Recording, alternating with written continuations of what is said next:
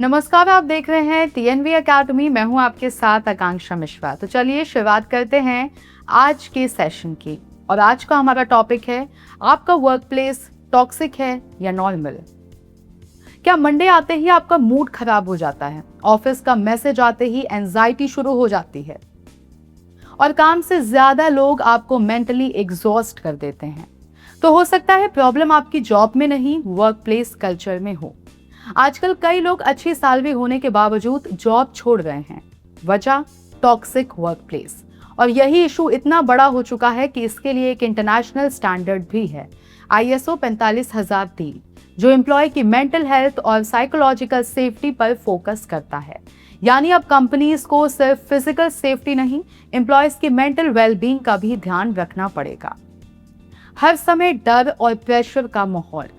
कुछ ऑफिसेस में काम कम, डर ज्यादा होता है। बॉस का कॉल आते ही हार्ट बीट तेज हो जाती है। छोटी गलती पर पब्लिक इंसल्ट, अनरियलिस्टिक टारगेट्स और हर समय नौकरी जाने का डर। कई लोग इसे प्रोफेशनल एनवायरनमेंट समझ लेते हैं, लेकिन ISO 45003 कहता है कि लगातार स्ट्रेस और फियर एम्प्लॉय की मेंटल हेल्थ को डैमेज कर सकता है। हेल्दी वर्क प्लेस वो होता है जहां लोग सीखते हैं, ना कि हर समय डरे रहते हैं। रिस्पेक्ट नहीं, सिर्फ ऑर्डर्स। क्या आपकी बात मीटिंग्स में इग्नोर कर दी जाती है? क्या मैनेजर्स एम्प्लॉयज से इंसानों की तरह नहीं, मशीन्स की तरह बात करते हैं?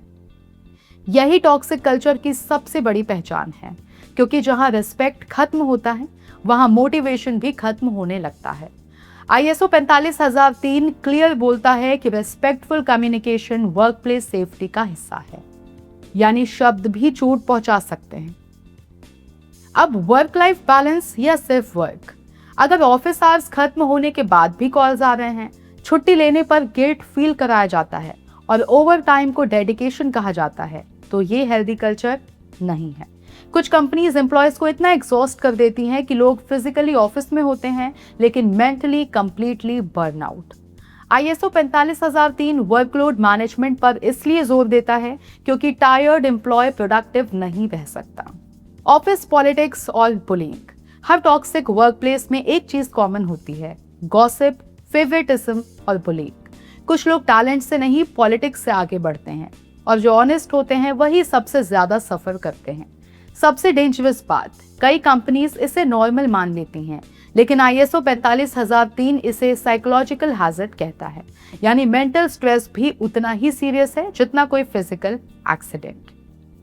अब जब एम्प्लॉयज बोलने से डरने लगे, अगर एम्प्लॉयज अपनी प्रॉब्लम्स शेयर करने से डरते हैं, फीडबैक देने पर नेगेटिव रिएक्शन मिलता है, या लोग सिर्फ यस बॉस बोलते हैं, तो समझ जाइए एनवायरनमेंट हेल्दी नहीं है।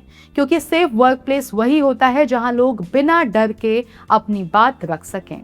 ISO 45003 एम्प्लॉय पार्टिसिपेशन और ओपन कम्युनिकेशन को बहुत इंपॉर्टेंट मानता है।